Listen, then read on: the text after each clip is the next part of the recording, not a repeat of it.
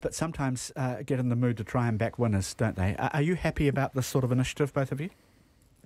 You go, Mike. Thanks, Ellie. I think the issue is that we do seem to have these favourites popping up. We've had the Shane Jones favourite. Now, obviously, Jacinda is linked to this region. I hope that the money is shared fairly and equitably amongst all the regions and all the people that really need it. Okay.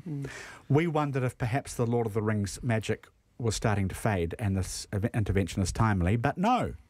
Hobbiton tells us today it's running nearly to capacity, 640,000 people through last year.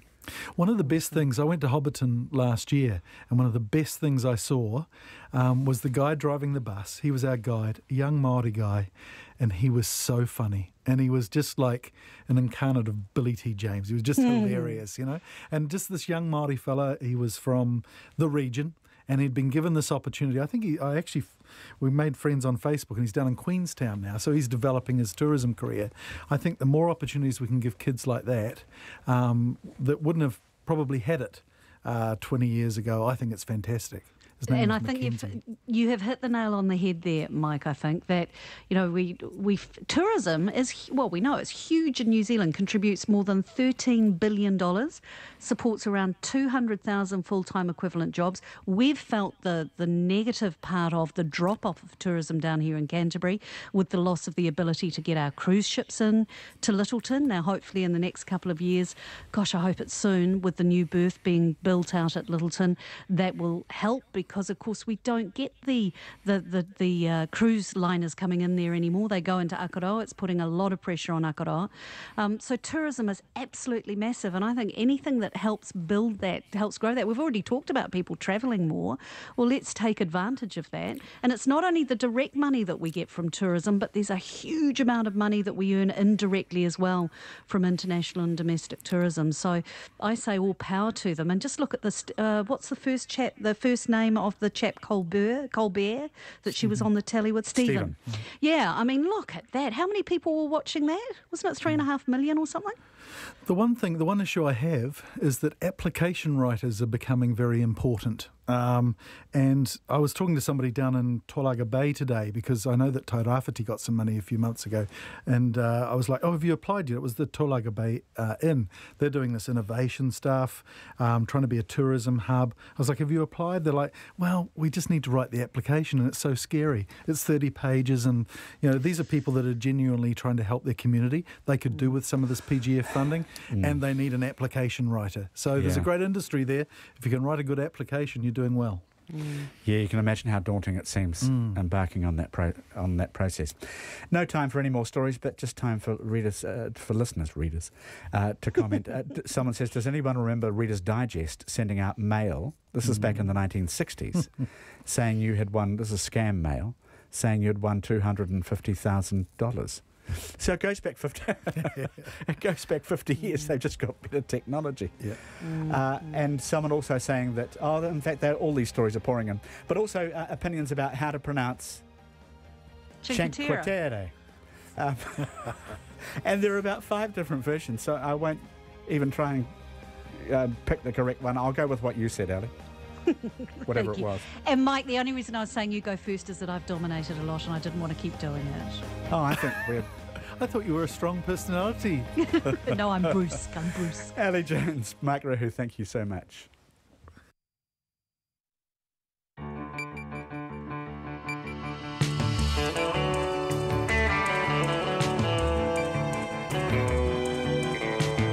No mai o te hotaka o te ahiahi. This is Checkpoint. I'm Alex Perrottet. Thanks for joining us. Coming up tonight, a homeless man recently deported from Australia dies on the streets of Auckland. His friends say he had family in Australia and he's been let down. Rotorua is set to lose its emergency helicopter, but Taupo has been secured. We'll have the very latest. The Kremlin hits back at accusations from Western countries, including this one, that Russian military intelligence orchestrated a string of high-profile cyber attacks around the world. The final report into alleged bullying by the Labour MP Meka Whaitiri has been publicly released.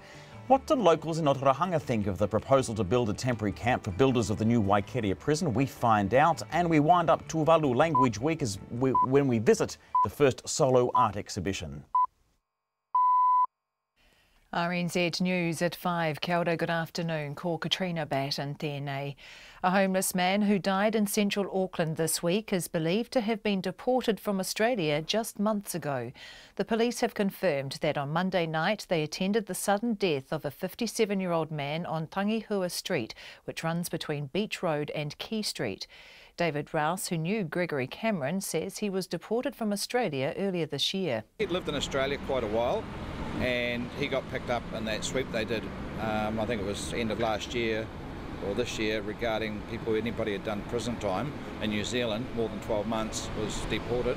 So he found himself dumped at Auckland Airport by the Australian authorities and ended up living on the street. David Rouse. The Australian Border Force won't confirm Mr Cameron's deportation for privacy reasons, and New Zealand immigration authorities say they don't hold that information. The Labour MP, Meka Whaitiri, is still disputing some of the allegations made against her. That's despite the final report on alleged bullying confirming earlier reports that the employee's version of events was more likely than hers. Here's our Deputy Political Editor, Chris Bramwell. Meka Whaitiri was stripped of her ministerial responsibilities in the wake of an altercation with her press secretary at an event in Gisborne in August. The redacted final report on the incident has been released today by the Department of Internal Affairs. Ms Whaitiri says she's disappointed her behaviour led to a complaint, but has noted she contests some of the allegations. She says she's committed to her own development, including better managing employment relationships. Atuite whare pārimata ko Chris Bramwell ahau. Legal action is being considered to try and force the Health Minister to review his decision to axe the rescue helicopter base in Rotorua. Under a new contract awarded to a joint venture made up of 5 Central North Island helicopter trusts, from next month Rotorua will be serviced from Hamilton, Tauranga and Taupo. The city's MP, Todd McClay, says the tender process for the new rescue helicopter service that will cover the Central North Island from November was flawed and it could be contested. Lawyers will now look at whether the process has been fair to Rotorua and whether there are options for judicial review. And I know that local people will want to keep contributing to keep a helicopter in Rotorua. The National MP, Todd McClay. A business owner in Otorohanga is supporting a proposal to build a temporary workers' village in the town to house people who will be working on the new Waikeria prison. The village would house up to 300 workers over the 3-year contract starting next year. John Haddad says that without doubt the influx will mean a lot of extra business, and the town already has most of the facilities for coping with that. The only thing that needs to be got ready is the actual facility where they're going to be staying. As far as everything else surrounding it, the town's infrastructure is already geared for that, so we are able to handle that. There's no problem. John Haddad says because the workers will have jobs, he doesn't expect they'll cause problems in Otorohanga. A serious crash on the Manawatu River Bridge is blocking both lanes on State Highway 1 just south of Foxton, and traffic is being diverted. The State Highway 3 between Awakino and Moko is also closed following a serious crash near the junction of Ye Old Mill Road, and no detours are available. New Zealand Air is being sold for nearly $100 at Auckland Airport. A picture of the Kiwiana company's Pure Fresh New Zealand Air selling for $98.99 for a pack of 4 aerosol bottles has been posted on Twitter. While sales staff at Ilia Duty Free initially denied the air is being sold there, airport staff have confirmed it is. The Kiwiana website says the air is harvested above the snow line, hundreds of kilometres from civilization, in an area somewhere near Hokitika. Efforts to reach Kiwiana have been met with no response. A young girl has found an Iron Age sword while swimming in a lake in Sweden. Saga Vanacek was with her family at Lake Videstin in the south of the country when she stumbled on a long metal object in about half a metre of water, the BBC's Gareth Barlow reports. The pre-Viking era sword was initially thought to be 1,000 years old, but experts now believe it dates back to the 6th century. The discovery was made possible thanks to the summer's warm weather and a drought which caused the lake's water to fall to extremely low levels. 8-year-old Saga, who found the weapon, passed it to her father, who initially thought the rusted metal was in fact an unusual stick or branch. But experts at a museum in the south of Sweden say the sword is in fact incredibly well preserved. Gareth Barlow reporting. It's 5 minutes past 5. To sport, the White Ferns have their last chance to show they can compete with Australia in next month's T20 World Cup when they meet in the third and final game in Canberra tonight. The New Zealanders were unable to set competitive targets in the first 2 games, losing both by 6 wickets. Captain Amy Satterthwaite says the series has been ideal preparation for the World Tournament, but she's disappointed they've been unable to test the Australians. We knew coming into this series that it was going to be a tough series. It always is when you play Australia. And I think looking for how we've been playing, we've been having patches of going really well. You know, I had a good first 10 with the bat in one game and a good last 10 with the bat in one game. So for us, I think trying to get that complete performance across the whole innings and in both innings is what we're sort of aiming to get. Amy Satterthwaite. The Tonga captain Sika Manu has been cleared of a knee injury and will lead the side in their historic rugby league test against Australia in Auckland in a fortnight. Tonga arrive in New Zealand next week for a pre-match camp in Hamilton. In some supercars, drivers will be forced to qualify for the Bathurst 1000 still in the dark over their car setups. The final practice session at Mount Panorama today was hit by rain and most of the main drivers chose to stay in the pit lane. Qualifying starts just before 7 tonight. That's the news. Tonight on Nights, Country Life visits a Garden of Eden on the slopes of Mount Taranaki. They even grow bananas. Now that's climate change for you. Friday Night Live captures a Kiwi reworking of the band's Last Waltz. Something for the weekend has us all steamed up on Littleton Harbour, we hope. And we have a Sonic Tonic brought to you by the Number 5. So join me, Brian Crump, after the news at 7 on RNZ National. Met Service weather through to midnight tomorrow. Northland, Auckland and Coromandel mainly fine. Waikato to Whanganui, also Bay of Plenty and the Central High Country generally fine, but scattered showers from afternoon tomorrow, mainly about the Central High Country. Gisborne to Wairarapa mainly fine today, a few showers spreading north tonight and tomorrow morning, then clearing later tomorrow. Manawatu to Wellington, partly cloudy with a few showers about Wellington this evening, briefly spreading elsewhere early tomorrow, then becoming fine tomorrow afternoon. For Nelson, Bulla and Westland, occasional rain about Westland and Bulla and showers elsewhere, easing this evening, areas of cloud tomorrow and isolated showers mainly about the ranges. For Marlborough and Canterbury, cloud and scattered showers spreading north today, becoming fine tomorrow morning. Otago and Southland generally fine, but a few showers about Southland and Clutha, mostly near the coast. And for Fiordland and the Chatham Islands, a few showers. It's 5:08, and you're listening to Checkpoint. Thanks very much, Katrina. Coming up tonight, more on those serious crashes you heard about in the news with Katrina. They have pushed the death toll higher than what it was at this time last year. Our reporters headed to a police checkpoint to find out what's behind the spike in accidents. We'll also have more and the latest from Indonesia, where the death toll there has climbed above 1,400. But first, a tragedy much, much closer to home. He died alone on the streets of Auckland that had become his home. Gregory Cameron passed away in the central city on Monday, just months after he's understood to have been kicked out of Australia. Those who knew the 57-year-old say Australian immigration dumped him at Auckland Airport with nothing. The Australian Border Force won't confirm his deportation for privacy reasons. And New Zealand immigration authorities say they don't hold any information. Here's Katie Scotcher with his story. In downtown Auckland, a small memorial sits where Gregory Cameron did. A cardboard sign that reads "R.I.P. Greg, no liquor ban in heaven, brother," is surrounded by flowers plucked from local gardens. Those who knew him say he was intelligent and kind. The thing I noticed about Greg is he never asked for anything. He was never sort of putting his hand out or his cup out or anything like a lot of the others. So people tend to give him a lot more when it came to food and things. That's David Rouse. He lives in a nearby apartment building and says he would talk to Gregory whenever he walked past. The police have confirmed they attended a sudden death of a 57-year-old man on Tangihua Street on Monday night. On Tuesday morning, David walked past Gregory's spot and he was gone. I was shocked. I felt really sad for him, and the fact that he would have died alone just lying here in the street. People would have been walking past and he's dead. Other homeless people in the area told me Gregory hadn't been living on the street for long and he died of pneumonia. RNZ understands Gregory had family in Australia and they have been contacted about his death. David says Gregory Cameron was deported by Australian border forces earlier this year. He'd lived in Australia quite a while and he got picked up in that sweep they did, I think it was end of last year or this year, regarding anybody had done prison time in New Zealand, more than 12 months, was deported. So he found himself dumped at Auckland Airport by the Australian authorities and ended up living on the street. RNZ understands Gregory spent more than a year at Mount Eden prison before leaving the country.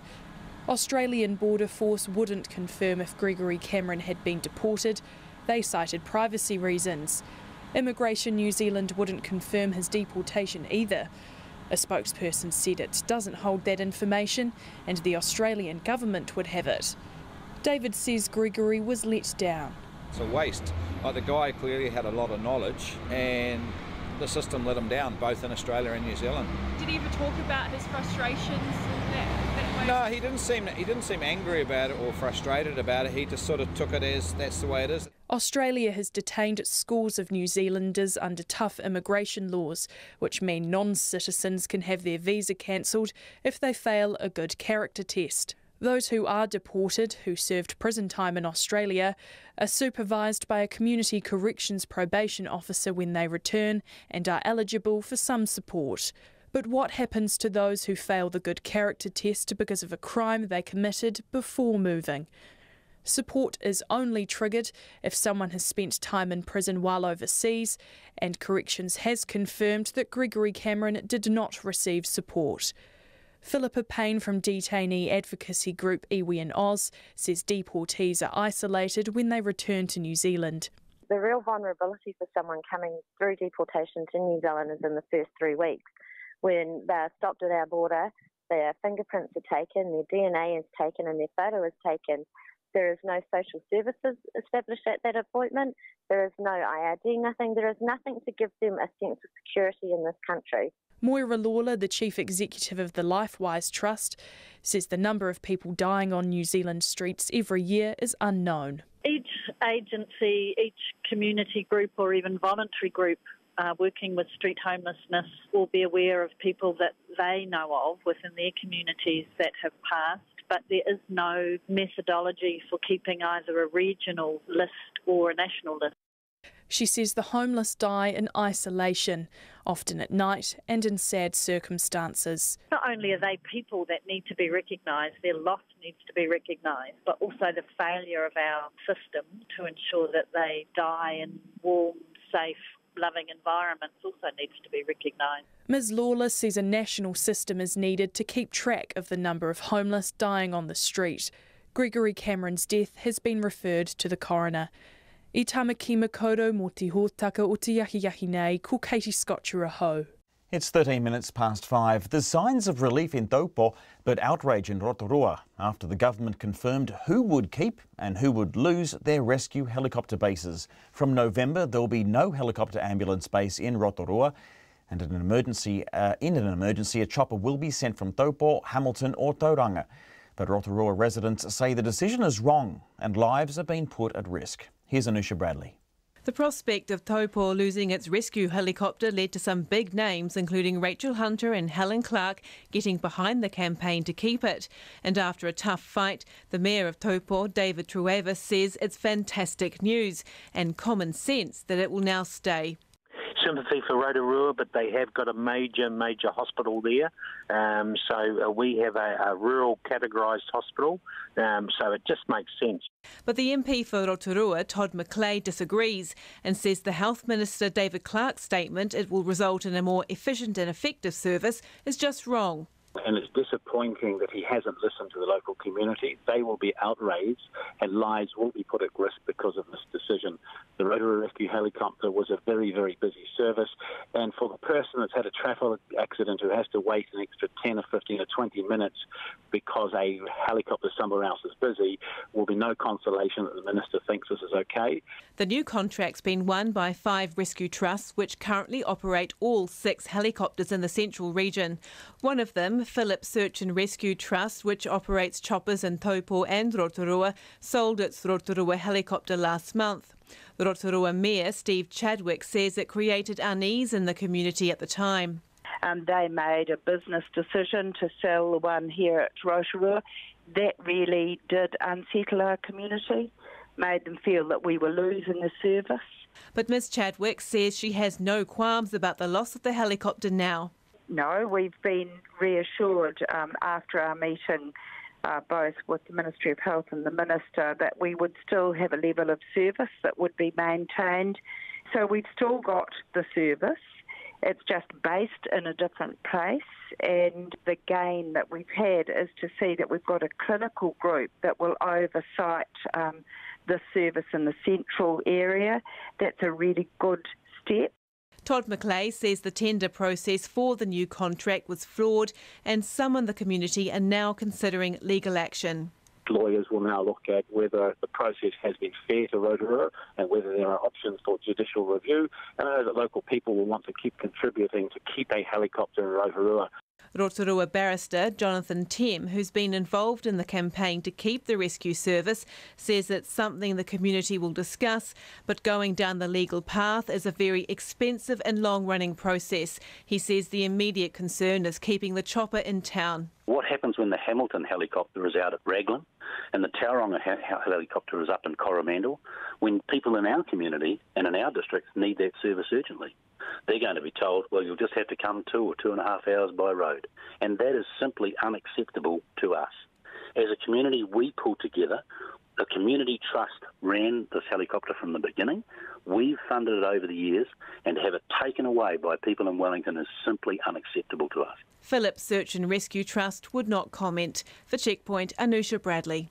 It's coming up to 17 minutes past 5. A Wellington man who was born in prison has today been sentenced to 7 years behind bars for the brutal shooting of a taxi driver. Dylan Nuku shot the driver in November after refusing to pay him for a trip home. The High Court in Wellington was today told that both their lives changed drastically that night. Our reporter Charlie Drever was there. 27-year-old Dylan Nuku was sentenced on a raft of charges relating to 4 different occasions. Justice Helen Cole told the court the most serious offending took place on the 18th of November last year, when he and a female companion got into a taxi and asked to go to Miramar. The taxi driver stopped in the middle of Stone Street after Nuku gave a house number that didn't exist. Your friend attempted to pay the taxi fare with a Prezi card, but this form of payment was not accepted. You walked around to the driver's window, which was open, pointed the pistol at the victim, and demanded that he get out of the taxi. The victim refused. You then pulled the trigger and shot the victim in his right shoulder. Justice Cole says the victim received surgery but still has pains and trouble with heavy lifting and attends physiotherapy. He was a taxi driver for almost 15 years. Your offending has stopped him pursuing that occupation, and this has caused financial strain to him and his family. He has suffered psychologically as a result of this incident. He's lost his confidence and now feels unsafe living in Wellington. This has ongoing consequences for him. She also noted Nuku's troubled background, who was born in prison, and said he was remorseful. She said Nuku had consumed alcohol and taken methamphetamine the evening of the shooting, and had since completed a drug rehabilitation course. I am encouraging you to access further treatment and rehabilitation during your sentence in the hope that this will allow you to successfully reintegrate into society on your release. Nuku was sentenced to a total of 7 years in prison.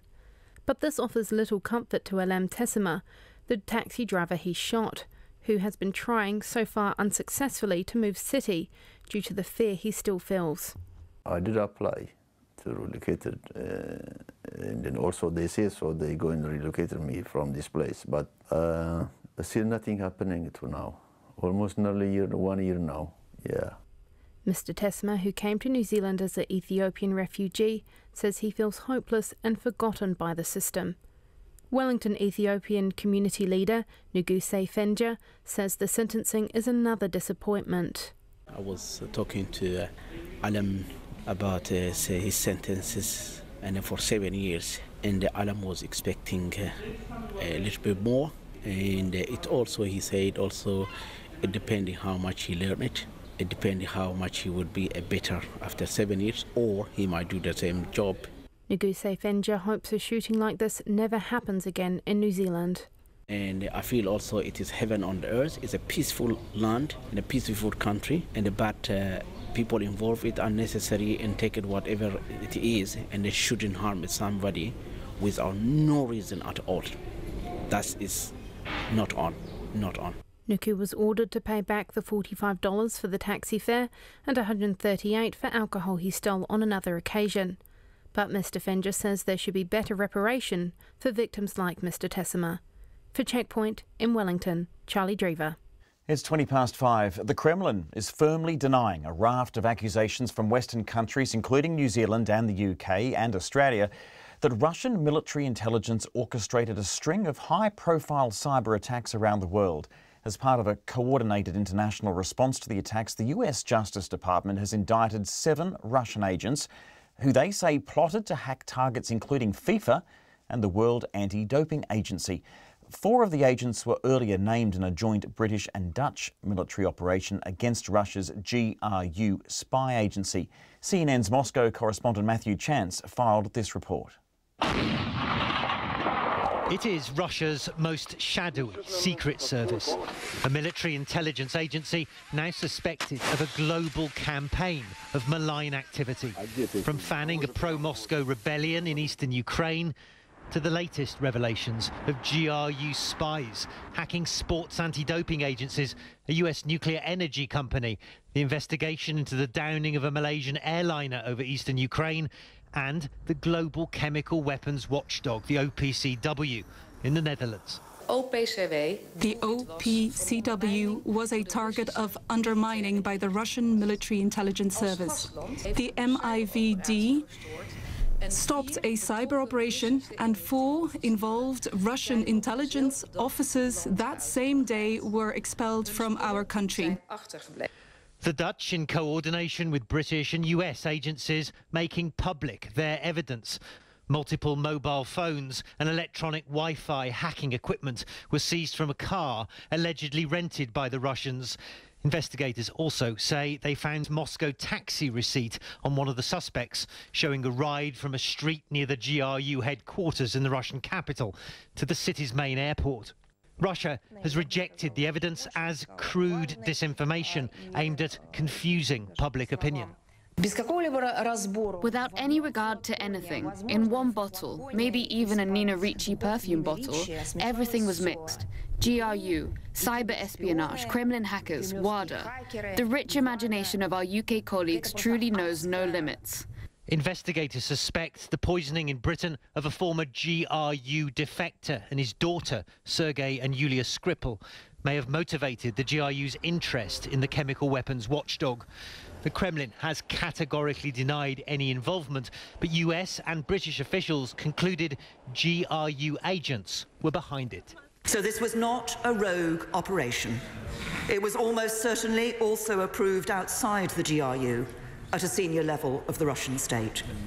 GRU agents were also among those sanctioned for meddling in the US political system, accused of targeting the Hillary Clinton campaign during the 2016 presidential election and releasing damaging information via WikiLeaks, with the US and its allies now accusing the GRU of a series of global cyber plots. That now seems like just the tip of the iceberg.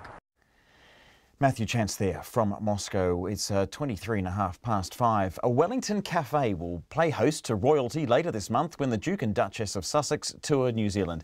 Details of Harry and Meghan's visit were released early this morning. The royal couple will visit Wellington, Abel Tasman National Park, Auckland as well as Rotorua on their 5-day tour. And on the second day of their tour, they'll visit Maranui Cafe in the Wellington suburb of Lyall Bay, where they'll meet with young people from a number of mental health projects. I asked the cafe's co-owner Katie Richardson how the visit came about. I think it was a scout that came over from UK that was looking around Wellington for places that he thought would be suitable, and yes, we were the lucky ones to receive the royals, which is so exciting. It really is. And do you think it's your location there at Lyall Bay, or is it something else about the charm of your cafe that's caught their eye? Oh, I think, definitely where it is, with an amazing view, and we're an iconic cafe. You know, we've been there for a long time and well known in Wellington and around New Zealand. So I think, it's just very New Zealand. It's got a very New Zealand feel. So, yes, I think that's why they've chosen us. Do you think you also attract people from, around the celebrities, even from New Zealand or from overseas? Are you kind of like on the top 10 places to visit or something, are you? Oh, I'd definitely like to think so, yes. We've had lots of celebrities, including prime ministers, movie stars, and, yeah. So it's definitely got great food, great location. You know, you can't really beat it, I don't think. And how are you preparing, Katie? Obviously, you've got a little bit of time to prepare. Are you trying to cook up something special to offer them? Oh, we're going to cook up lots of special things to offer them. And also, yes, definitely getting out the window wipe, the cleaning stuff. Yes, lots of preparation going on in the next few weeks. And the staff are very excited as well, so that's great. You know, I saw someone suggest online, Katie, that to get the full experience of your cafe, the royals should be expected to wait for a table for up to whatever it was, 20 or 30 minutes. So you're obviously very popular, but I can't imagine they're going to get that treatment. No, definitely not. No, we're going to close the cafe for a few hours while they're here, so they get the definite special treatment. But our other little cafe called Queen Sally's Diamond Deli, around the corner, will be open for everyone to go to, because I'm sure there'll be a lot of people around Lyall Bay that morning. And we're definitely hoping there's no big southerly. No, you It's a beautiful day for them. You won't want that. I've been to a few places around where you see photos or memorabilia of important people that have visited cafes and shops and things like that. I imagine you're certainly going to take a photo, and I don't know, is that going to be added to the decorations around the place? Oh, definitely. It's a moment in history. I don't think it'll happen again for us. So it's a very exciting time for the staff, us, and everyone around there. Even in Lyall Bay, the whole community. I think it's a great thing. It really is, and we're very excited to host it. And it's going to be very good. A very excited Katie Richardson from Maranui Cafe in Lyall Bay in Wellington. At 27 minutes past 5, an FBI background report into allegations of sexual misconduct against the Supreme Court nominee Brett Kavanaugh has done nothing to ease the bitter political battle over his nomination. The Republicans' verdict on the report is that there's no evidence to support the allegations against Mr Kavanaugh. At the same time, the Democrats say it leaves them with more questions than answers. It's also sparked protests. More than 300 people, including some high-profile celebrities, were charged with demonstrating unlawful on Capitol Hill today. Comedian Amy Schumer was among those arrested. From Wellington with the day's events, here's the BBC's John Sopel. Outside the Capitol, anger and bitter division over Brett Kavanaugh's nomination to the Supreme Court. It's another day of protests. More will follow. The scars left by last week's searing testimony as raw as ever. Brett put his hand over my mouth to stop me from yelling. This is what terrified me the most. I have never done this to her or to anyone. Inside the Capitol, it's no different. Just as much anger, just as much partisan poison. And the new FBI report has changed nothing. Democrats say it's a whitewash. What I can say is that the most notable part of this report is what's not in it. I disagree with Senator Grassley's statement that there was no hint of misconduct. And lawyers for Christine Blasey Ford, who wasn't interviewed for this new report, have reacted furiously. The investigation, conducted over the past 5 days, is a stain on the process, on the FBI, and on our American ideal of justice. But from Republicans, a very different message. They say Brett Kavanaugh has been given a clean bill of health. What we know for sure is the FBI report did not corroborate any of the allegations against Judge Kavanaugh. Why not wait? The supplemental FBI report was demanded after this Senator, Jeff Flake, was ambushed in a lift by 2 women protesters last Friday. You're telling me that my assault doesn't matter. Visibly shaken, he said more time was needed. But if he wobbled then, he seems back on board now, saying we've seen no additional corroborating information. And another Republican waverer, Susan Collins from Maine, has said it appears to be a very thorough investigation. Our court! Our court! The way the votes are stacking up, it looks like these women will be disappointed when the vote comes. It looks like the Republicans have the votes. Donald Trump will chalk this up as a victory, but in this process, there are very few winners. And as anti-Kavanaugh protesters occupy Senate buildings, maybe the biggest loser will be the prestige of the Supreme Court itself. The highest court in the land, where the most consequential decisions are made, has been sullied by this partisan, ugly, scorched earth battle. John Sopel from Washington, D.C. And senators will hold a preliminary vote tomorrow on Mr Kavanaugh's nomination. If it goes in favour, a final confirmation vote is expected to go ahead in the Senate, and that will be on Sunday, New Zealand time.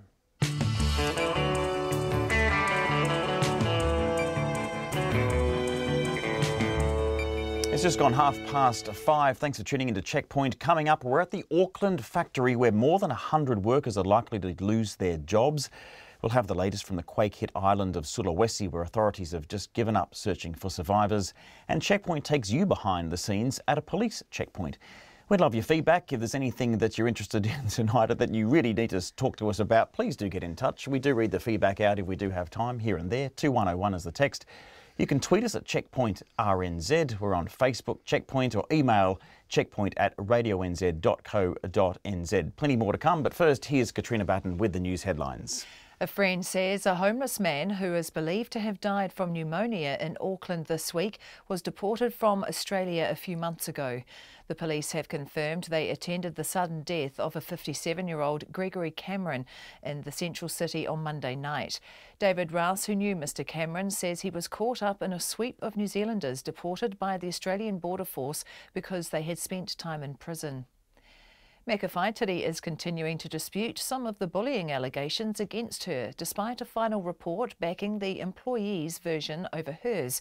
The Labour MP was stripped of her ministerial portfolios following an altercation with her press secretary at an event in Gisborne in August. The Department of Internal Affairs released its final report on the incident today. Ms Whaitiri says she's disappointed her behaviour led to a complaint, but as noted, she contests some of the allegations. The MP for Rotorua says legal action is possible to force the Health Minister to review his decision to remove the city's rescue helicopter. Todd McLeay says lawyers will look at options for a legal review of the decision and whether the tender process was fair. A new contract won by a joint venture of 5 Central North Island helicopter trusts means Rotorua will be served by helicopters from Hamilton, Tauranga and Taupo. A local businessman is supporting a plan to build a temporary workers' village in Otarahanga for people building the new Waikeria prison. The village would house up to 300 workers for the 3-year contract starting next year. John Haddad says because the newcomers will have jobs, he doesn't expect they'll cause problems in Otarahanga. WorkSafe has fined Christchurch business Cardinal Logistics Limited more than $250,000 and ordered reparations of almost $30,000 over a worker who was left with life-changing injuries after being crushed by a forklift in September 2016. As a result of his injuries, the man recently had his leg amputated and is still receiving care due to his arm injury. Those are the headlines. I'm back at 6 o'clock. Thanks, Trina. We'll see you at the hour. And Madison Reedy is here for the business update. How are you going? I'm good. How are you? Very well. There's going to be a crackdown on these labour hire companies. We heard a little bit earlier about dealing with migrant workers. So have they been found to be doing the wrong thing? They certainly have been, but not all of them, but certainly some of them. And this is the major question, big question mark over this crackdown. There's calls for it. Whether or not it will happen, we don't know yet. So the government has floated the idea, but the industry, particularly unions, are calling for one. So if people don't really know what labour hire firms are, they kind of sprung out of the Canterbury earthquake rebuild. So essentially what they are, they're almost like a recruitment agency, but they are specifically for industries and to find workers for industries that have really cyclical or seasonal work. So the likes of horticulture on farms and, kind of orchards and things like that. Or building homes. Exactly. So construction is the major one here. So in the Canterbury rebuild, there was a huge boom of them. And then obviously the Auckland construction boom happened and a lot of them expanded up here. The thing is, though, with the ones in Canterbury, since 2015, there was a crackdown on them then, and they had to become accredited by immigration to hire migrant workers. A lot of them do bring in overseas workers and they actually employ them, so they fund and they use their visas to bring them in. And then they put them on the likes of construction sites. So obviously there was a crackdown then a couple of years ago, but that hasn't flowed through to Auckland, despite these firms expanding to the construction boom up here. Right. So the Etu Union has called for that to be made mandatory nationwide, and the government has floated the idea. So the Etu Union, their industry coordinator for construction, Ron Angel, he said that there are some rogue ratbag firms, is what he called them, that were treating migrant workers like disposable napkins. And I did have some OIA requests released that showed some correspondence from MBIE giving this advice and actually passing this information on to ministers. And in one email, they raised exactly these issues that Ron Angel did. So they said that the migrant workers that were being hired by these labour hire firms and put on specifically construction sites were being underpaid. They were being housed in overcrowded homes.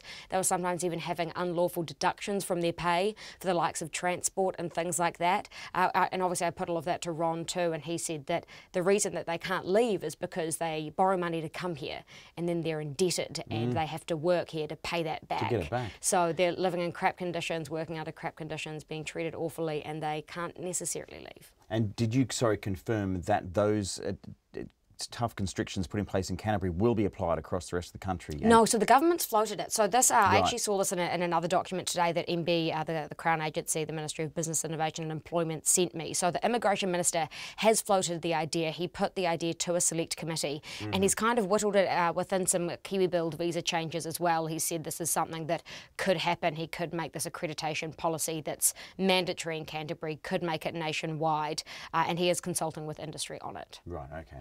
Now, the New Zealand dollar, it's at a 2-year low. We're not the only ones, though. We're not. We're certainly not. It is kind of bad across the board and internationally, but we certainly have been really hit. So this morning we all came into work, thought it would be a easy breezy Friday. Not the case on the currency front. So we're at a 2-year low against particularly the US dollar. So the New Zealand dollar was buying at 64.7 US cents this morning. That's the lowest low that we've had since about February 2016. So over 2 years there.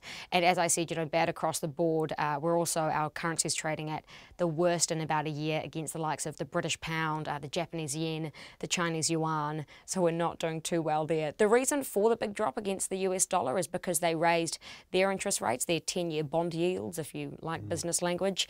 Essentially what they're doing is they're trying to, reduce risk, and that is becoming a preference internationally. So. Except we haven't done that here. Our interest rates are really low, so we may be getting a little bit of a hit for that in comparison to the rest of the world. Right. Anything else from the markets? Yeah, certainly. So we're also buying at 91.5 to the Australian and 50 British pence, which is pretty low. The NZX Top 50 Index closed down 0.5%. That's for 42 points to 9,215. Great. Thank you. Great update. You have a good weekend, Madison. You too. Madison Reedy there with the latest in the business world, and it's coming up to 22 minutes to 6. More than 100 Auckland workers are facing a month of uncertainty. This is after being told they'll likely lose their jobs in a company restructure. Finnish food packaging firm Huhtamäki, which has been operating in New Zealand since the 1930s, is moving more than half of its production overseas in a bid to try and increase its profits. Zach Fleming reports. Up to 111 jobs gone. Just before Christmas, some of these people have been here 30 years. What has been a very loyal staff are now disillusioned with how they're being treated by the employer. Mediation is ongoing at Finnish packaging company Huhtamäki's West Auckland site. We're talking to Peter Shannon from Union Etu instead of the affected employees because they've been forbidden from speaking to the media. Better for them to be able to say how it's actually affecting them and how they feel. They're very upset. They feel there's two things mainly. I think the money is obvious, and losing a job is an obvious concern. But they feel that they've been backhanded quite severely by the management in the way that this situation has been handled.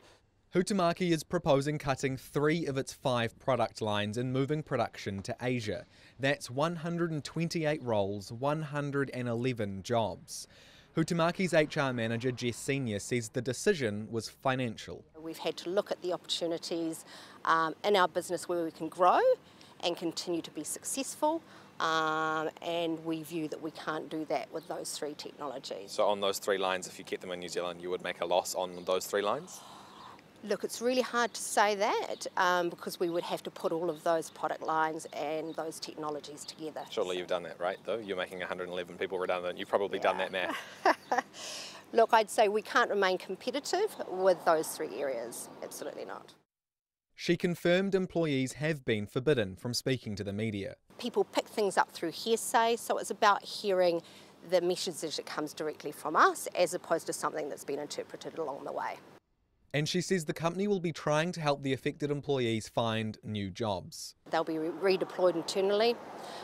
Then we've got Huhtamaki globally that we can look at. We've got a plant in Australia, places like Malaysia. And then we'll work really closely with them around career support, you know, building CVs, looking at opportunities in the market, interview skills. The union, ETU, says the job losses at Huhtamaki follow a trend of foreign companies packing up and leaving New Zealand, like Cadbury. But Huhtamaki intends to stay in New Zealand and will retain more than 100 employees. I won't mention any names, but there are a few other areas where a similar sort of situation is looming on the horizon, if you like. Huhtamaki says it expects to announce its final decision, thereby giving its employees closure around the end of the month. For Checkpoint, Zach Fleming. At 19 minutes to 6, just news in from Christchurch. You've been listening to us the last days and weeks. We've been covering this scourge of synthetic drugs, particularly in Christchurch. The police have got in touch and say they've arrested 3 people this week in relation to the possession and the supply of synthetic drugs. They say search warrants were carried out at 2 addresses yesterday in the Phillipstown area. A 23-year-old man has been charged with supplying psychoactive substances, and a 21-year-old woman has been charged with the same thing, possession of psychoactive substances for supply. Both appeared in the Christchurch District Court today and have been remanded in custody. The police say a 25-year-old man has also been charged with obstruction and possession of psychoactive substances and is due to appear in the Christchurch District Court next Wednesday. There's a statement here from Detective Senior Sergeant Sarah Illingworth. She says it's incredibly concerning that in the area of one of the addresses that the police searched, they found a number of people who they believe have used synthetic drugs and they were unconscious or close to it. We'll have more updates on that undoubtedly either late tonight or early next week. It's 18 minutes to 6. There's some signs of normality, reportedly, starting to return amid the devastation in Sulawesi a week after an earthquake and tsunami struck central parts of the Indonesian island. Electricity has been restored in the badly hit area of Palu. Some shops are starting to reopen and communications are improving.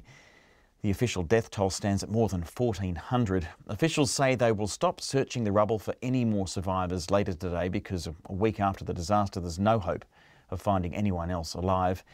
And as the BBC's Jonathan Head reports, it's only bodies which are now being found. A government office in Palu and tempers are fraying. This woman wants to know why no help has come to her neighbourhood yet.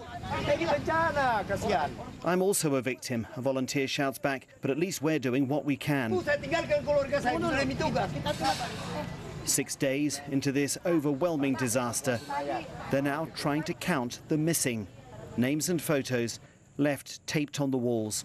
Among them, Zalzabila Olia Zabrianti, a university student in Palu. Her family has travelled 300 miles from her hometown to try to find her. They've made photocopies of her description. Zalzabila was right in its path when the tsunami struck, yet they believe she may be alive. We think so, says her uncle Imaduddin. We've already seen so many bodies and opened so many body bags, and she wasn't among them.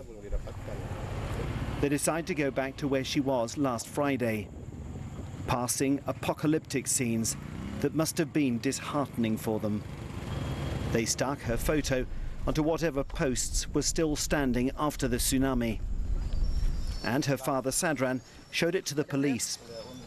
She was wearing a yellow shirt and black trousers, he explains.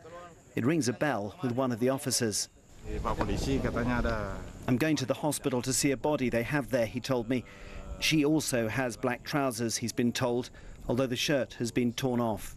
But as they're about to leave, someone shouts that they've found a body in the collapsed recreation centre where Zalzabila had been last Friday. This is an all too familiar scene in Palu now. But for Sadran, not knowing whether they might have found his daughter, it's a harrowing wait. As they bring out the body, though, he hears it was a pregnant woman. It's not Zalzabila. The commanding officer commiserates with Sadran. His search must go on. Today, this has become one of the most characteristic and mournful sights in Palu. Excavators pulling away at the rubble, trying to get at the bodies of victims. There's much more of this heavy machinery now than a few days ago, and yet given the sheer size of this disaster, it's likely that many of the victims will never be found. Jonathan Head there in Palu in Indonesia's Sulawesi Island at 5:45. The final report into alleged bullying by the Labour MP Meka Faitiri has been publicly released. Ms Faitiri was sacked as Minister of Customs and from her 4 other associate ministries for her conduct towards a staffer at an event in Gisborne in August. The report writer, lawyer David Patton, says the explanation provided by the staffer is more probable than the minister's version of the events. Our political reporter Gia Garrick has read the documents and spoke to me from our parliamentary office. She says the report found Ms Faitiri did not pull or drag the staffer from the foyer, but she did grab her by the arm and raise her voice. Essentially what the report has found is that Meka Faitiri's report is less probable than the report of the staffer who she allegedly assaulted. So that we're talking about a grab to the arm from behind. That's what the report has found, that Meka Faitiri walked up, grabbed her employee from behind and left bruising on her. They then went outside. The report also finds that Meka Faitiri then raised her voice and the employee felt scared and was concerned for her safety when Meka Faitiri did that. So those 2 facts in the report are no longer, they are disputed by Meka Faitiri, but the report has found them to be the most probable outcome. Of course, Meka Faitiri has disputed that, and she actually alleges her version of the events is that when they came out of the foyer, instead of coming up behind, they met each other face to face, and when that happened, they had some words. Then they both turned and went outside, and Meka Faitiri alleges she never touched her at all whatsoever. She alleges the bruises must have come from somewhere else. So that's where we stand. And Meka Faitiri has actually released a statement this afternoon saying that she says she accepts while the Prime Minister's decision to stand her down from her ministerial portfolios on the back of the report still stands. She is working hard to regain her confidence. She contests some of the allegations. She's disappointed in the behaviour from her that led to this complaint, and is committed to her own development, including better managing employment relationships. So she's getting that help. Okay, now Gia, the information that was published today, it includes a letter from Ms Faitiri's lawyer. Now, a lot of that is redacted and we can't see, but it does have serious concerns. Are we any the wiser as to what those serious concerns are? Yes, you're right. It is heavily redacted, this letter from Simpson Grierson, who is the representative for Meka Faitiri. Now, we're not sure exactly why she's lawyered up so heavily. Maybe it was suggested that she did so. But this letter raises what they say are serious concerns in relation to the draft version of the report that they were sent. So this is a letter sent following the draft version that they were sent and their reading of that. Now, they say they're worried about matters raised in the report and conclusions reached that they call not sound or sustainable, including, first of all, its reliance on the complaint laid by email, which was not actually laid by the employee herself, but rather somebody known to a friend of the employee, which is alleged to have come from a conversation that employee had with her friend. So it's a second-hand complaint. Now, that email used very strong language to describe the alleged events, and the lawyers say includes an explicit threat. Now, we're not quite sure what that threat alludes to. It also has been referred to as blackmail, so we are not sure. That's all redacted in the lawyer's letter. And so the letter goes on to say that they are concerned that all of these things have not been explored sufficiently in the investigation, and that it is relevant to both the significance and the allegations and the credibility of the employee's testimony. So that letter disputes a number of factors in the report, and we're not quite sure what the outcome was or whether any changes were made to the final report given that. But given everything that was leaked to the Herald, which was apparently that draft report, it doesn't look like there's all that much different in what we've seen today. OK, now overall it's not a good look for Meka Whaitiri. She of course has been sacked by the Prime Minister. She no longer has those ministries. Where to from here? I mean, are we expecting anything more from the Prime Minister? Yeah, so the Prime Minister saw that final report before it had the redactions out of it, and as you say, she's chosen to sack Meka Whaitiri from her ministerial responsibilities. Now, she stays on, of course, as the MP for Ikaroa Rawhiti and also as the co-chair of the Labour Māori caucus. Now, on top of that, there is an investigation into the leak of the Meka Whaitiri report to the Herald. Now, that happened last week. The details came out around the bruising and around the raising of the voice outside the event in Gisborne. And those details, the Department of Internal Affairs is looking into how those details were leaked to the Herald. So this will be an internal investigation because, of course, DIA commissioned the report initially, and now they're looking internally to see where that leak could have come from. So that's another leak investigation that's going on at Parliament at the moment. Our political reporter, Gia Garrick. Now, we have requested an interview with Meka Whaitiri. We have not heard back. We also have been turned down by Willie Jackson, the co-chair of Labour's Māori caucus. And so we've also put a request in this afternoon to see whether the Prime Minister has anything to say. We will let you know if we do hear anything more before the close of the program. It's 9 minutes to 6. Crashes have claimed the lives of 3 people in separate accidents on the roads today. A driver died in Mount Maunganui after the vehicle left the road. Now, it appears the driver there may have suffered a medical event. In Manawatu, a 2-vehicle crash has left 1 person dead. 4 others have been injured, 2 of them seriously. And 1 person has died in a serious crash just south of Foxton. Both lanes of State Highway 1 there are still blocked. So do be careful if you're going through that area. And of course, in North Taranaki, there was a crash on State Highway 3. This is at Moko.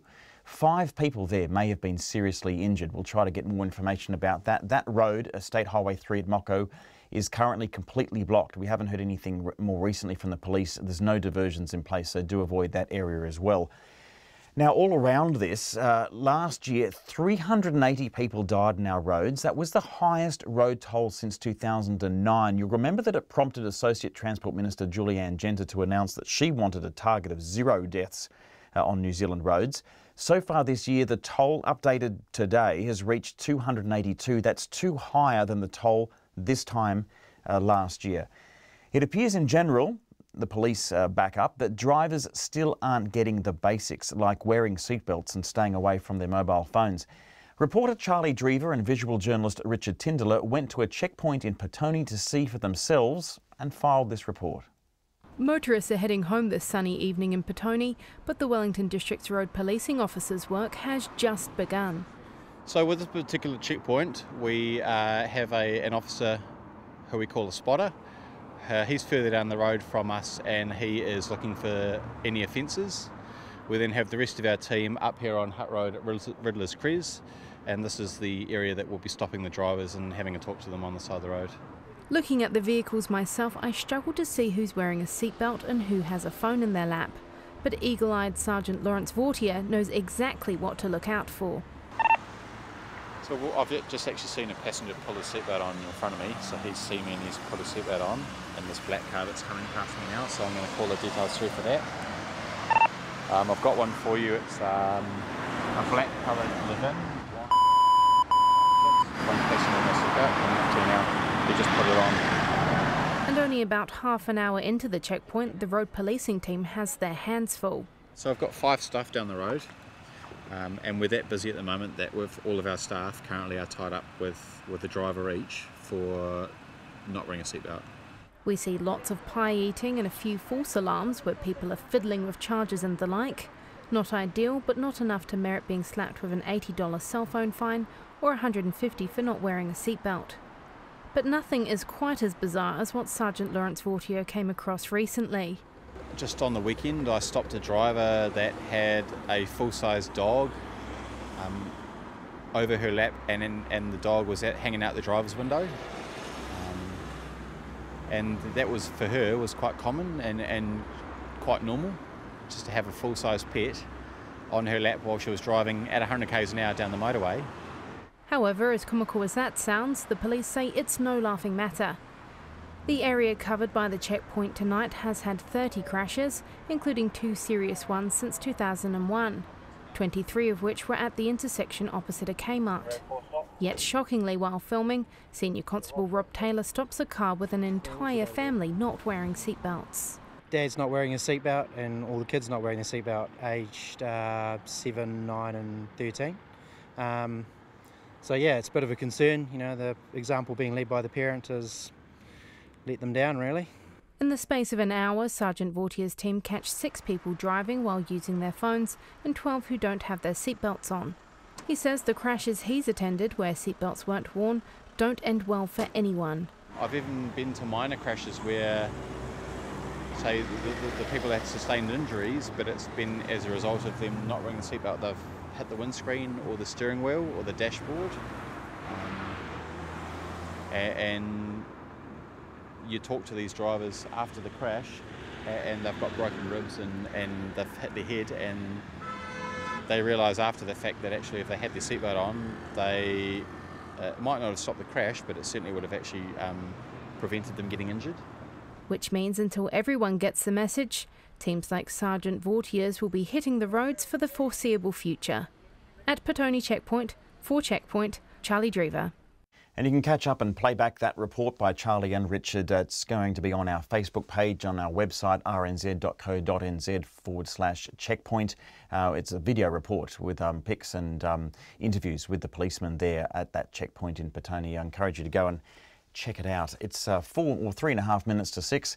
Businesses in quake-hit Christchurch say constant tagging attacks by vandals are making it even harder to attract people back into the CBD. They want the police and the council to start using CCTV cameras in the city to catch those responsible and make them clean it up. Dan Dalgety reports.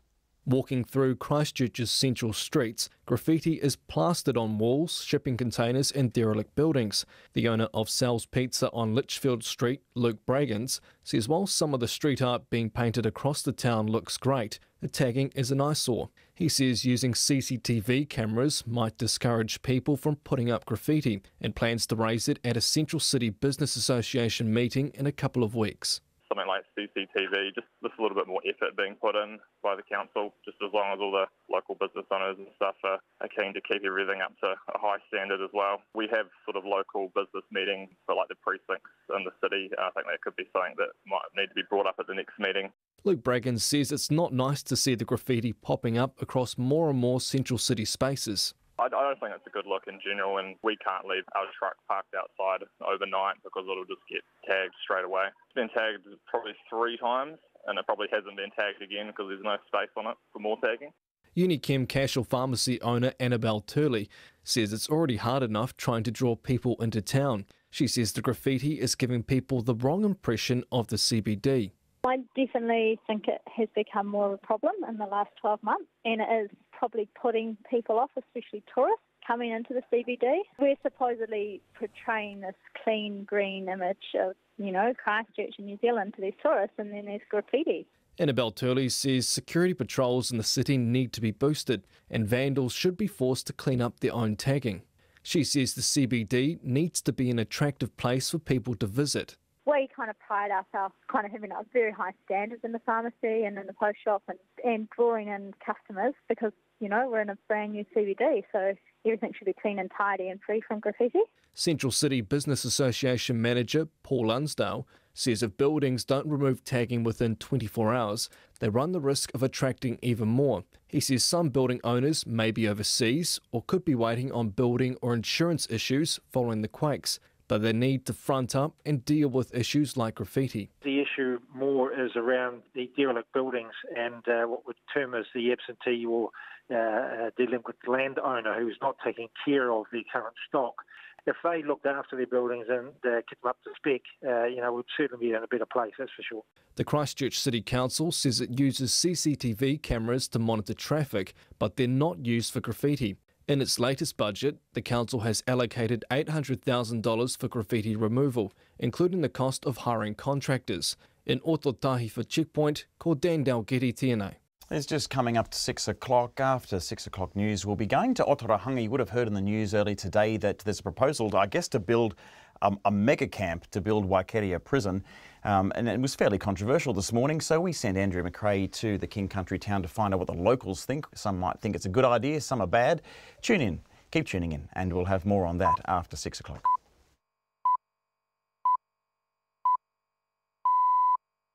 RNZ News at 6. Kia ora, good evening. Ko Katrina Batten aho. A homeless man who died in central Auckland this week is believed to have been deported from Australia just months ago. The police have confirmed that on Monday night they attended the sudden death of a 57-year-old man on Tangihua Street, which runs between Beach Road and Quay Street. Katie Scotcher reports. David Rouse, who knew Gregory Cameron, says he was deported earlier this year. He says Mr Cameron had lived in Australia for a long time, but was deported after failing an immigration good character test. Mr Rouse says Mr Cameron was dumped at Auckland Airport by the Australian authorities and ended up living on the street. The Australian Border Force won't confirm Mr Cameron's deportation for privacy reasons, and New Zealand immigration authorities say they don't hold that information. Ko Katie Scotcher aho. WorkSafe has fined a Christchurch business $354,000 and ordered it to pay reparations of almost $30,000 to a worker left with life-changing injuries. Cardinal Logistics was sentenced in the Christchurch District Court today for the September 2016 incident. The worker was walking through the firm's new warehouse when a forklift coming around a corner crushed him against racking. Many bones were broken. He spent 35 days in hospital. He's still being treated for an arm injury and he recently had to have his leg amputated. WorkSafe found the new premises did not yet have a system for separating pedestrians and forklifts. The Utilities Disputes Commissioner wants a limit on how far back electricity companies can backdate bills, something it regularly gets complaints about. It says some small businesses are getting backdated bills of up to $50,000 after not being properly charged for their power. Australia has a 9-month limit on backdated bills and the United Kingdom has a 12-month cap. The Commissioner, Nanette Moreau, says change is needed in this country too. There's a responsibility for both the company and the consumer to recognise that there's a problem on an account, and it would be great if companies had processes in their systems that would pick that up quite quickly. It's also really important for consumers to check their bill and make sure that it's accurate. The Utilities Disputes Commissioner, Nanette Moreau. A week after the devastating earthquake and tsunami in central Sulawesi, there are some signs of progress in restoring essential services. The official death toll stands at more than 1,400 and up to 60,000 people have been left homeless. The BBC's Mariko Oi reports from the badly hit city of Palu. We actually got electricity back up after President Widodo said that it could take weeks to get it restored. And in terms of food and water, we've been talking about how survivors were struggling to get hold of them all week. But we are starting to see quite a lot of them on the street, people starting to selling it on the street as well. At the same time, the last push to find those survivors is continuing, and also the recovery of bodies. Mariko Oi in Palu. The Prime Minister has committed to visiting Tokelau within the next 2 years. New Zealand is currently renewing its presence in the territory with the first ministerial visit in nearly 15 years. Speaking from Tokelau, the Civil Defence Minister Chris Whāwhoi says Jacinda Ardern's commitment was made earlier this year when Tokelau leaders visited Wellington. She's taking the Pacific Reset very seriously. The responsibility to the realm nations is one that the coalition government is committed to putting its weight behind, not in just terms of a new strategy, but I think it's been a long time. It's been, I think, 2004 since the last Prime Minister visited. The Civil Defence Minister Chris Whāwhoi. One person has died in a serious crash on State Highway 1 just south of Foxton. The road is still blocked and the police say there will be significant delays. Northbound traffic is being diverted through State Highway 67 and southbound traffic via State Highway 57. There's also been a serious crash on Saddle Road, the main route between Hawke's Bay and Manawatu, but that road is now open. State Highway 3 between Awakino and Moko in northern Taranaki has been reopened following a crash that blocked the road. The former BNZ building on Wellington's waterfront is to be demolished. The Waterloo Quay building has been empty since being badly damaged in the Kaikoura earthquake in November 2016. It's owned by Centreport, whose chief executive, Derek Nind, says, it will have to come down because of its condition. He says demolition will allow the port to strengthen the land in and around the harbour quays. It's 6:05. Sport. The All Blacks coach Steve Hansen sees Sunday morning's test against South Africa as a chance to lay down an early marker ahead of next year's World Cup in Japan. The Springboks host New Zealand in Pretoria in the last game for both sides in this year's Rugby Championship. Hansen reckons last month's upset win by the Boks has given the South Africans plenty of self-belief, so it's important the All Blacks reassert their credentials. Meanwhile, Australia have recalled first five Bernard Foley for their test against the Pumas in Argentina, a game they must win to avoid coming last in the championship for the first time since Argentina joined it 6 years ago. Beaten National Rugby League grand finalists, the Melbourne Storm, are still waiting on veteran skipper Cameron Smith, but have locked in young Kiwi international Nelson Asofa Solomona on a long-term contract. The 22-year-old front rower has signed a 4-year contract extension that will ensure he stays with the Storm for at least 5 more seasons. And Gareth Southgate has signed a new contract to stay as England football coach until the 2022 World Cup. Southgate led England to the World Cup semi-finals for the first time in 28 years in July. That's the news.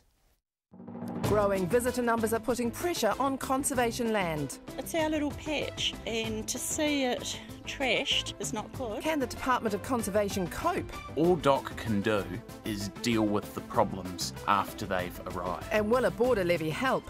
There should be a charge into national parks so that DOC get the money. This week on Insight, Belinda McCammon investigates how DOC can be guardian and manage growing tourist numbers. Just after the 8 o'clock news on Sunday morning with Wallace Chapman on RNZ National. Met Service weather through to midnight tomorrow. Northland, Auckland and Coromandel mainly fine. Waikato to Whanganui, also Bay of Plenty and the Central High Country generally fine, but scattered showers from afternoon tomorrow, mainly about the Central High Country. Gisborne to Wairarapa, mainly fine today, a few showers spreading north tonight and tomorrow morning, then clearing later tomorrow.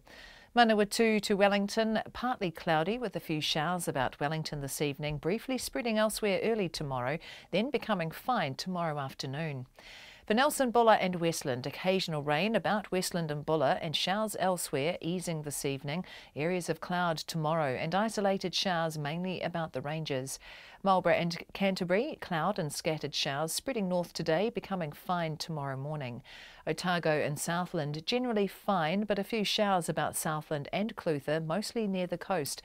And Fiordland and the Chatham Islands, a few showers. It's coming up to 6:08 and you're listening to Checkpoint. Thanks very much, Katrina. A proposal to build a temporary camp for people who will work on the new Waikeria prison has been described as a prison to build a prison. But what do locals in the King Country town think?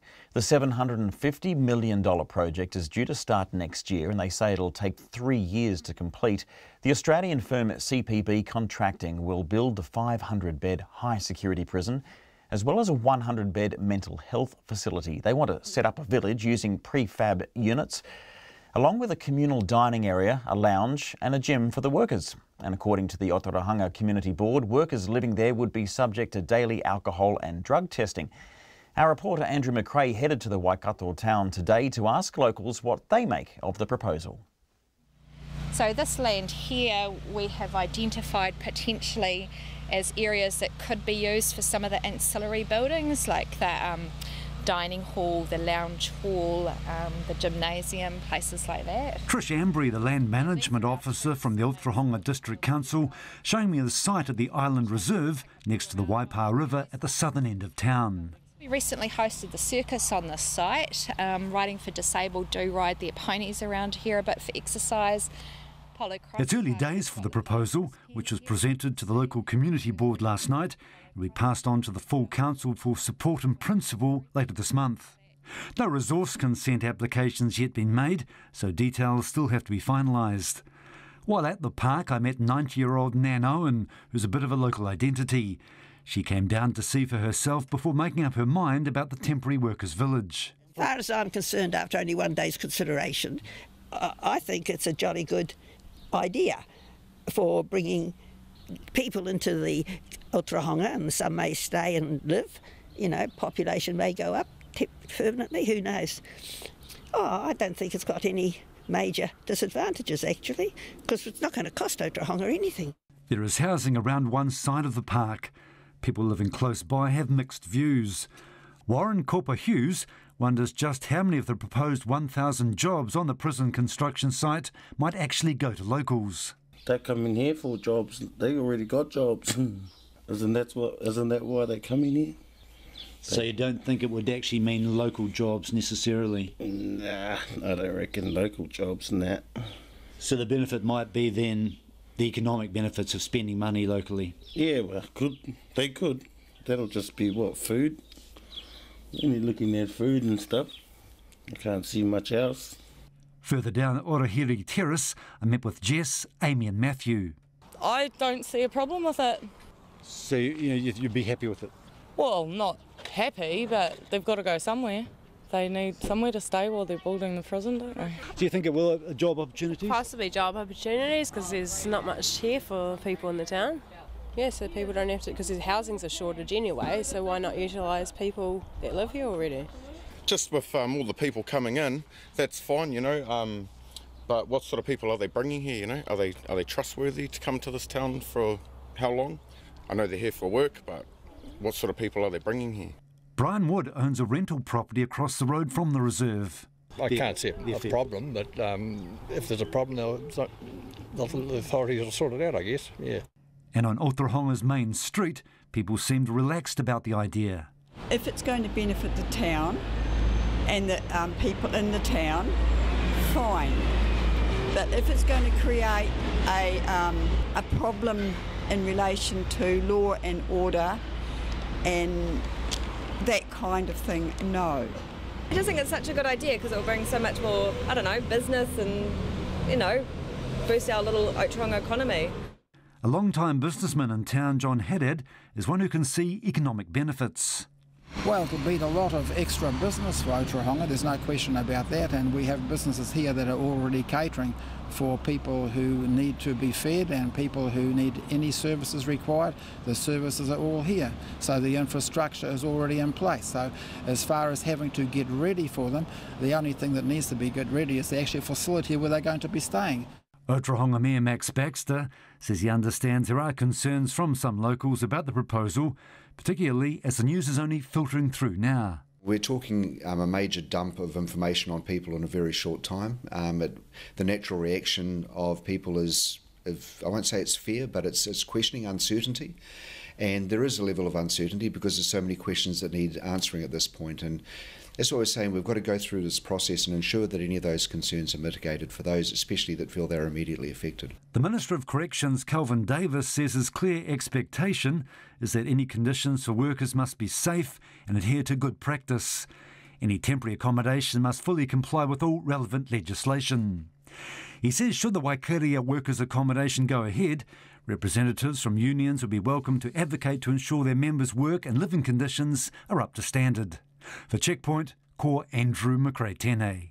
It's 13 minutes past 6. The police are turning to advice from overseas on the best way to forensically examine the Pike River mine. The Pike River Agency is trying to figure out the safest way to re-enter the mine, which killed 29 miners in 2010. When the mine is re-entered, it will then be up to the police to forensically examine it. The extent of that forensic search is not yet determined, but it's likely to include most of the drift, as well as an area dubbed Pit Bottom and Stone, which houses admin and technical gear. All of this, of course, is to try and figure out what happened before, during and after that deadly blast back in 2010. Detective Senior Sergeant Grant Collins has been seconded to lead this work, and our Christchurch reporter Logan Church asked him why the police are looking overseas for help.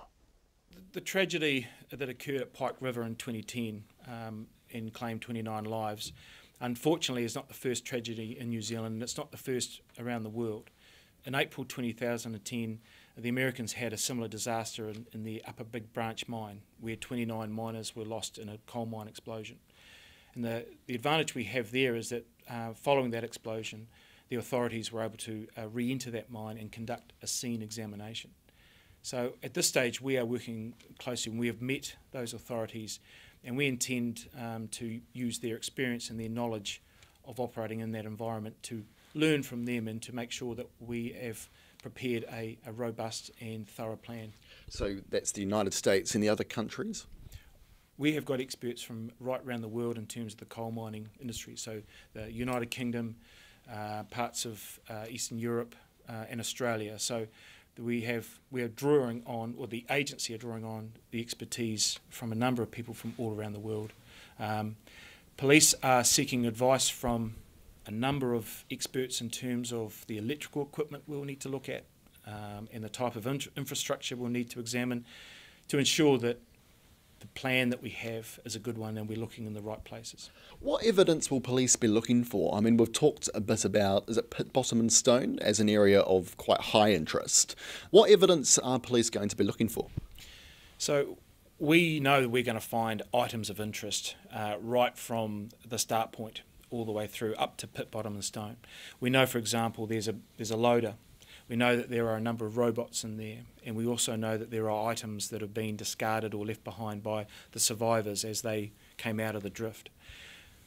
In terms of Pit Bottom and Stone, there's a big list of electrical equipment, switches and drives and transformers that we'll be asking experts to consider and potentially examine to look for evidence that they are related to what happened or not related to what happened. So there's a number of things that we're planning for in terms of what we anticipate finding. Okay, let's talk briefly about the new theory regarding the second explosion being caused by the conveyor belt being activated. We've been told by police previously that an investigation into that is underway. What progress has been made? That investigation is ongoing, so I'm not in a position to comment on where that's at the moment. But we would envisage that the investigation will be concluded in the near future, and we'll be able to provide a media release about that. That's Detective Senior Sergeant Grant Collins speaking with Logan Church, just about to hit 17 minutes past 6. There's growing fears among the hundreds of thousands of Rohingya refugees in Bangladesh over plans to move some of them to a deserted island in the Bay of Bengal. Almost 1 million people who fled violence in Myanmar are living in overcrowded camps in Cox's Bazar in that area of Bangladesh. To ease the pressure, the Bangladesh government is building temporary accommodation for about 100,000 refugees on Bhasan Char Island.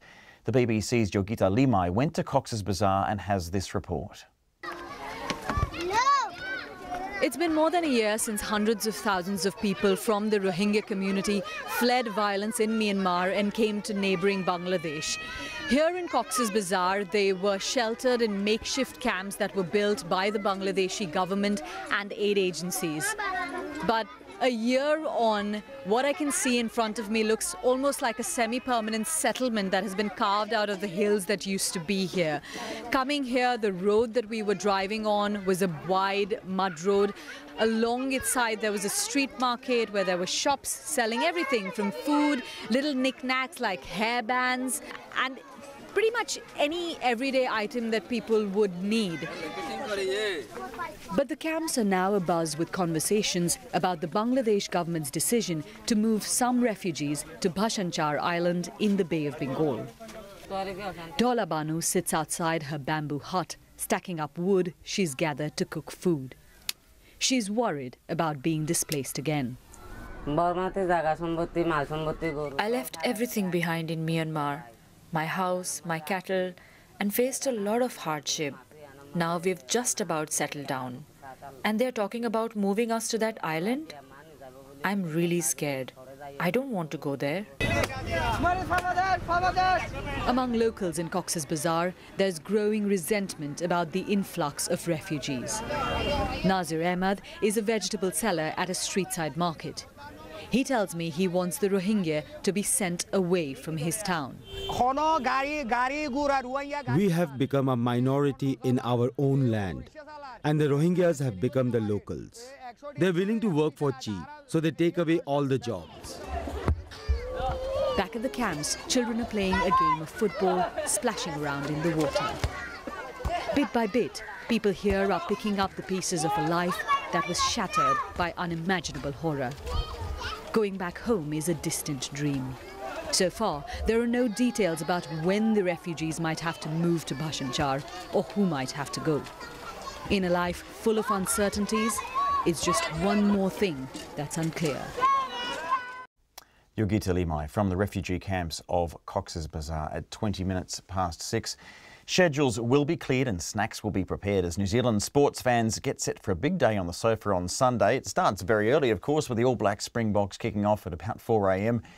Later there's the Silver Ferns and of course across the ditch there's the Bathurst 1000 motor race for the Rev Heads. Joining me in the studio to discuss all of that is our sports reporter Clay Wilson. Good evening to you. Good evening, Alex. So All Blacks have the rugby championship all locked up, but after the loss to the Springboks, I guess it's going to be an interesting game. Yeah, it was shaping as a dead rubber, this game at the start of the rugby championship, but of course now a lot on the line. The All Blacks out for revenge, and the South Africans, buoyed by that win in Wellington, really keen on backing that up, I guess, especially on home soil. So we go back to Loftus Versfeld, and interestingly, the game was really struggling to sell tickets. 48 hours after that Wellington win, the stadium was sold out. Wow. Also has a lot of history for the All Blacks in South Africa. This is the ground where the All Blacks sealed their first win in a series in South Africa, and that was 22 years ago. So a lot of history at this ground. So I guess we'll see. The All Blacks have picked their best available team.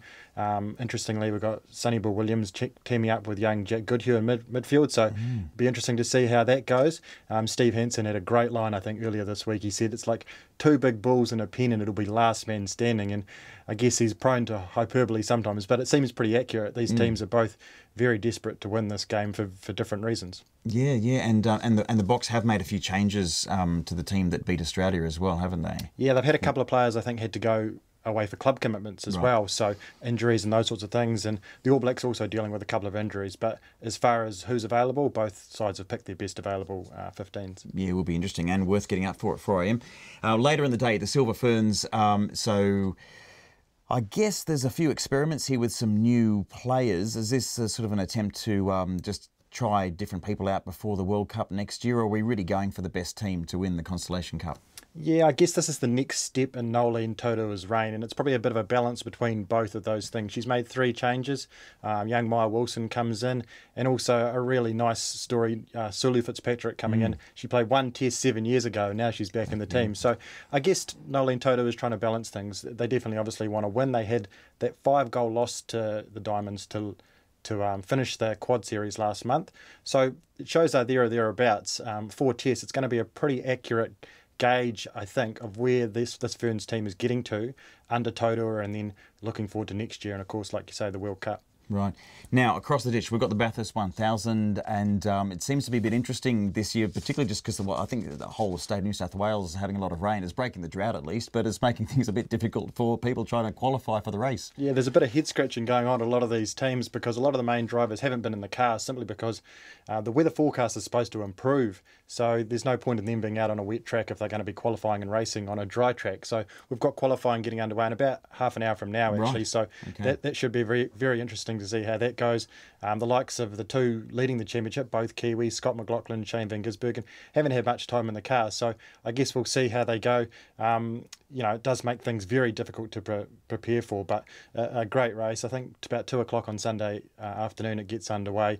161 laps, 6.2 kilometres, and of course Mount Panorama. It's one of the most compelling races on the motorsport calendar. So certainly one to settle in for on the sofa on Sunday afternoon. Plenty to watch.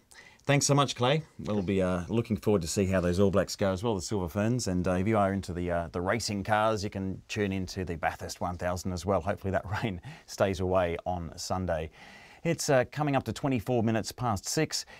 We are finishing Tuvalu Language Week with a special report tonight. A 70-year-old woman has become the first artist from Tuvalu to hold a solo art exhibition in New Zealand. Lucky Loko Keakea is an award-winning artist who showcases the tiny Pacific nation's unique traditional weaving and crochet techniques. Her pieces are on display at Ponsonby's Object Space in Auckland, where they were launched alongside celebrations of Tuvalu Language Week. Indira Stewart went along. Upon entering Lucky Loko's exhibition, visitors are required to remove their shoes. The floor of the display room is covered in traditional mats woven by the Tuvalu arts group Whawhine Niutau I Aotearoa, a collective of women which Lucky Loko is a key member of. Alongside many in her community, the women gather to celebrate Lucky Loko's work as visitors sit on the floor observing her pieces.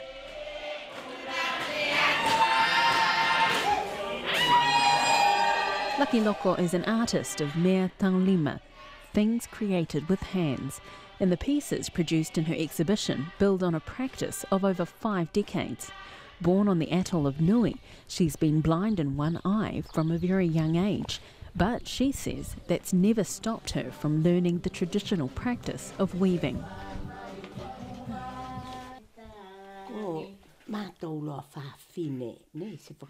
We had a women's group in Tuvalu who were all weavers, and 2 women from each island would join in the group representing their island.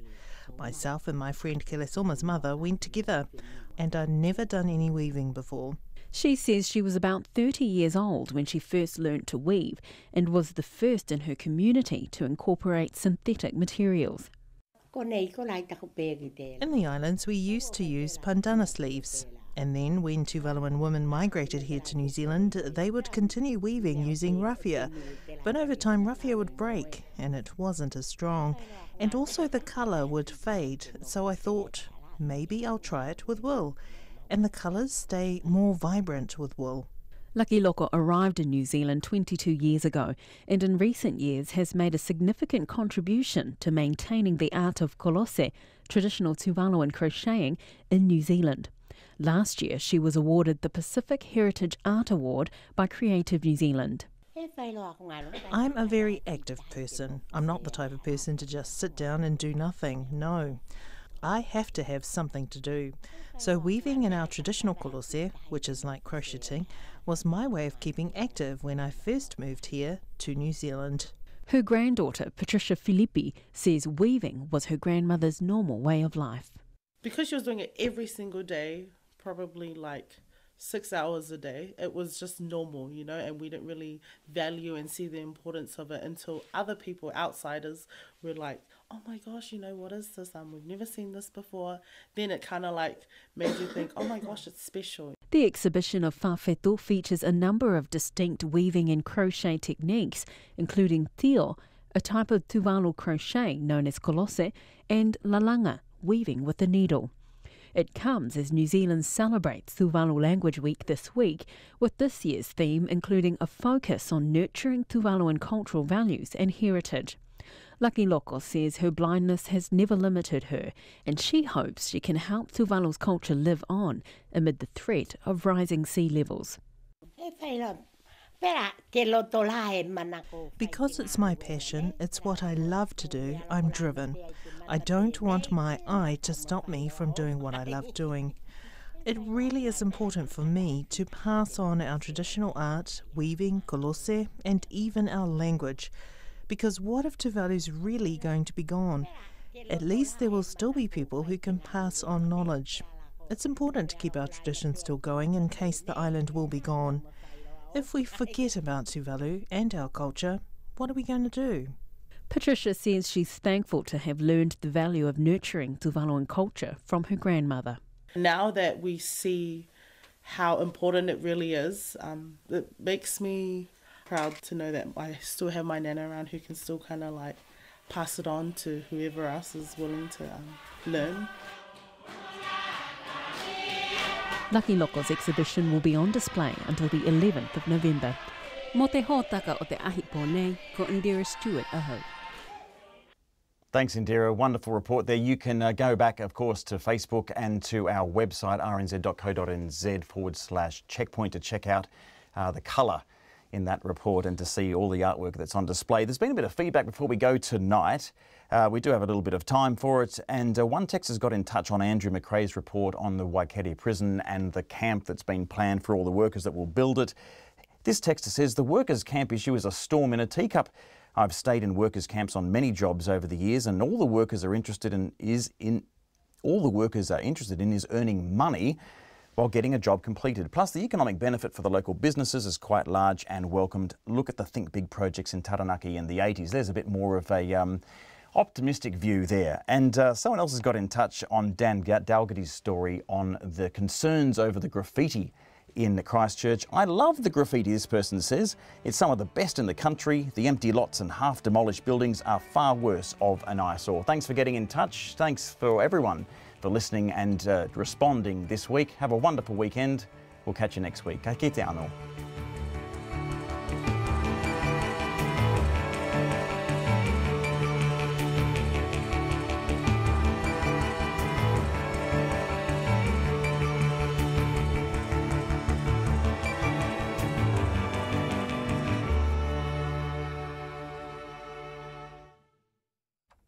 RNZ News headlines at 6:30. A man who died while living on the streets in central Auckland is believed to have been deported by the Australian Border Force a few months ago. A Christchurch firm has been fined $354,000 and ordered to pay $30,000 to a worker left with life-changing injuries. 3 people have been arrested in Christchurch in relation to the possession and supply of synthetic drugs. Doc says a Maui dolphin that washed up on a Raglan beach had been pregnant and probably died of blood poisoning after being unable to give birth. Centreport will demolish the former BNZ building on Wellington's waterfront, which was badly damaged in the Kaikoura earthquake 2 years ago. And State Highway 1 south of Levin remains closed due to a fatal accident on the Manawatu River Bridge, and traffic is being diverted. Our next news and weather is at 7. RNZ National.